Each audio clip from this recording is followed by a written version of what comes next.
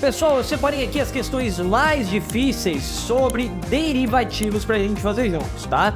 E olha só, não conta pra ninguém, tá? Fica bem off entre a gente.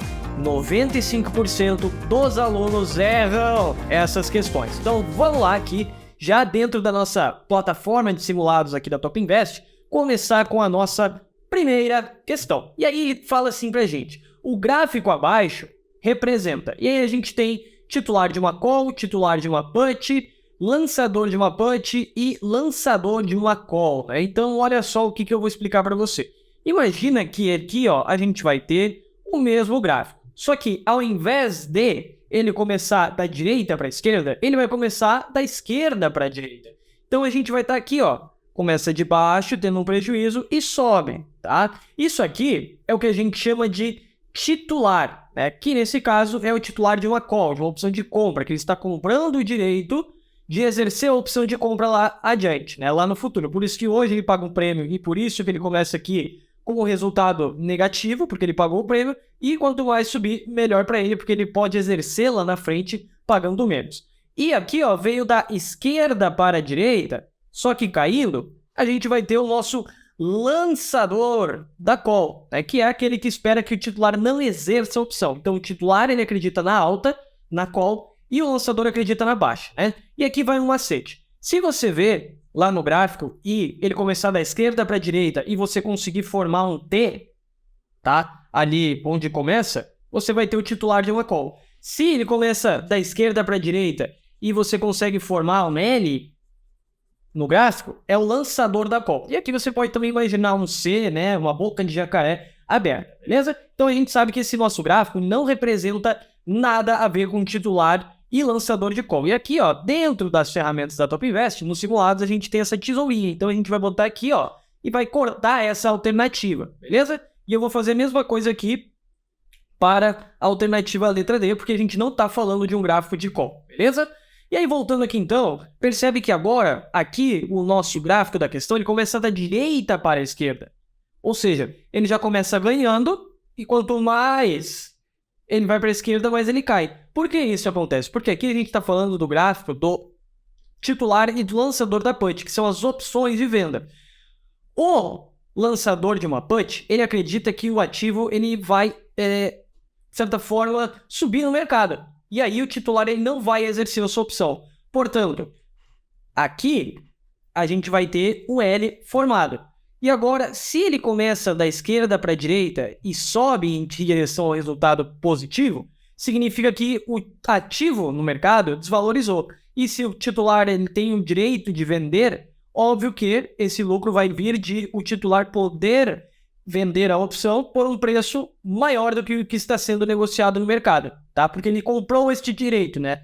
Ele se tornou titular de uma put, assumindo, tá, o direito de exercer a opção de vender por um preço maior que o que estiver sendo negociado no vencimento. E aqui vai formar pra gente uma letra T embaixo, tá? E a gente pode imaginar aqui ainda, ó, que vai formar o rosto de um peixinho, tá certo? Então lembra sempre disso.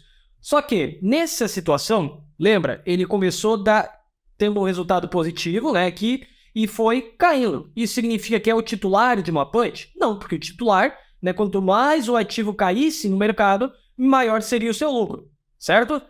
Aqui a gente está falando do resultado do lançador de uma put, porque quanto mais o ativo cair no mercado, maior a probabilidade de o titular exercer o direito de vender a sua opção pelo preço adquirido. Então, corrigindo aqui, letra C é a nossa resposta correta.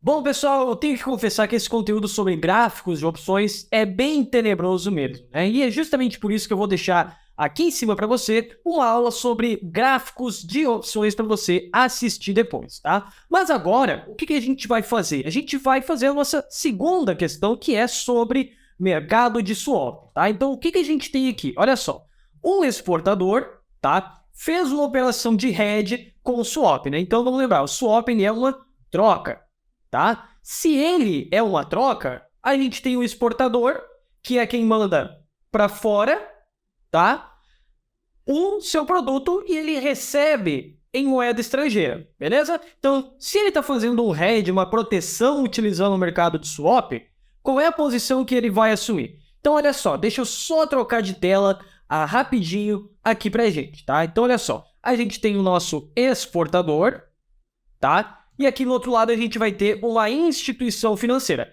Dessa forma, se ele é o exportador, em primeiro momento, ele vai receber em dólar, né? Vamos botar aqui, ele está ativo em dólar, tá? Então, ele está ativo, tá? E aqui na outra ponta da instituição financeira é a instituição, é o player que vai fazer o contrato com ele. Se ele está ativo em dólar, ele quer se proteger contra o que se ele está fazendo o swap?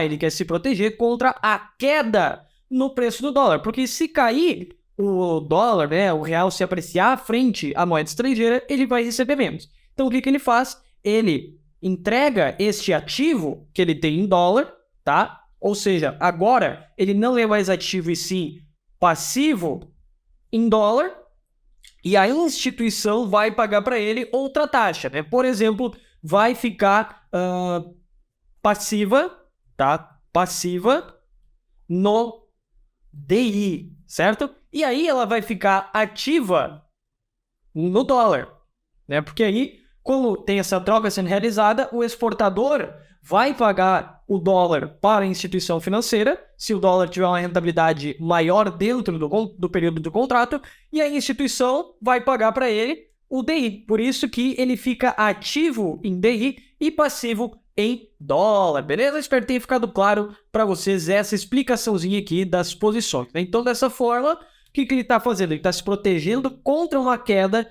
da moeda estrangeira, porque se ele está ativo em dólar, tá? E ele quer se proteger, ele está se protegendo contra uma queda, por isso que ele faz uma troca, tá certo? Então, o que a gente tem, ó? Vamos lá. Passivo em dólar e passivo em DI, aí ele ficaria 2 vezes passivo, não seria muito correto dentro dessa operação, tá? Ativo em dólar e ativo em DI, não, ele vai ficar passivo em dólar e ativo em DI. Ativo em dólar e passivo em DI? Não, né? Então, letra D para a gente a resposta correta, né? Ele vai ficar ativo na taxa DI, porque ele está ativo antes do começo do contrato no dólar, só que ele está com medo do dólar desvalorizar. Dessa forma, ele pagaria o dólar e receberia o DI. Ele paga o dólar em que situação? Onde o dólar tem uma valorização no período de duração do contrato. E ele recebe o DI pago pela instituição, caso o DI durante a vigência desse contrato de swap, entregue uma rentabilidade maior que a do dólar, correta aqui para a gente, a alternativa a letra D. Bom, pessoal, e a nossa terceira questão fala o seguinte: no mercado futuro, e aí a gente tem o preço negociado entre as partes não sendo alterado até a data de liquidação, o preço do contrato, ao contrário do termo, é fixo no vencimento.